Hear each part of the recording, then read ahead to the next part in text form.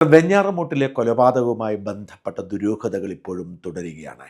അഫാൻ എന്ന 23 വയസ്സുകാരൻ എങ്ങനെയാണ് പ്രത്യേക പരിശീലനമില്ലാതെ തന്റെ അമ്മയടക്കം 6 പേരെ കൊന്നുകളയാൻ തീരുമാനിച്ചത്? വെഞ്ഞാറമൂട്ടിലെ ഗോകുലം മെഡിക്കൽ കോളേജിൽ അപകടനില തരണം ചെയ്ത് ചികിത്സയിൽ കഴിയുകയാണ് അഫാന്റെ ഉമ്മ ഷെമി. ഷെമി ഇതുവരെ അഫാനെ കാണണം എന്ന് പറഞ്ഞിട്ടില്ല. അതേസമയം തന്റെ ഇളയ മകൻ 14 വയസ്സ് മാത്രമുള്ള അഫ്സാനെ അമ്മ ബോധം കിട്ടുമ്പോഴൊക്കെ അന്വേഷിക്കുമായിരുന്നു. ഓരോ ദിവസവും അവൻ എവിടെ എന്ന് ചോദിക്കുന്നത് കേട്ട് മടുത്തിട്ട് ഒടുവിൽ ആ മെഡിക്കൽ കോളേജിലെ സൈക്കാട്രിക് ഡോക്ടറുടെ സഹായത്തോടുകൂടി ഭർത്താവ് അബ്ദുൾ റഹ്മാൻ തന്നെ ഷെമിയോട് തുറന്നു പറഞ്ഞു ഇളയ മകൻ കൊല്ലപ്പെട്ട കാര്യം. എങ്ങനെ കൊല്ലപ്പെട്ടു എന്ന് പറഞ്ഞിട്ടില്ല.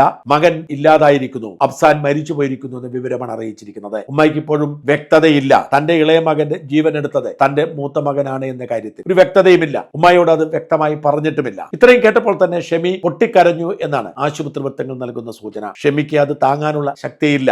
എങ്ങനെയാണ് തന്റെ ഇളയ മകൻ കൊല്ലപ്പെട്ടത് എന്ന് ഷെമി മനസ്സിലാക്കിയിട്ടുണ്ടാവാം. പക്ഷെ ഇപ്പോഴും ഷെമിക്ക് അറിയില്ല ആ വീട്ടിൽ വന്നിരുന്ന ആ പ്രിയപ്പെട്ട ഫർസിയനെ അവർ കൊന്നു തള്ളിയത്, ഉമ്മുമ്മയെ കൊന്നു തള്ളിയത്, പിതൃ സഹോദരനെയും ഭാര്യയെയും കൊന്നു തള്ളിയത്, ഈ വിവരങ്ങളൊന്നും അറിയില്ല. അപകടനില തരണം ചെയ്തു. ഈ കൊലപാതക ശ്രമത്തിന്റെ ഷോക്ക് ഇപ്പോഴും മാറിയിട്ടില്ല. വളരെ ദുരൂഹമായ കാരണത്താൽ അഫാനെ കുറിച്ച് ഒരിക്കലും ഉമ്മ അന്വേഷിച്ചിട്ടേയില്ല. അഫാൻ എന്തു പറ്റി എന്ന് ചോദിച്ചിട്ടില്ല. ഇളയ മകൻ കൊല്ലപ്പെട്ടു എന്ന് പറയുമ്പോഴും മൂത്ത മകനെ കുറിച്ച് അന്വേഷിച്ചിട്ടില്ല. എന്തായാലും വരും ദിവസങ്ങളിൽ ഇതിന്റെ വിശദാംശങ്ങൾ ഉമ്മയെ അറിയാതിരിക്കില്ല.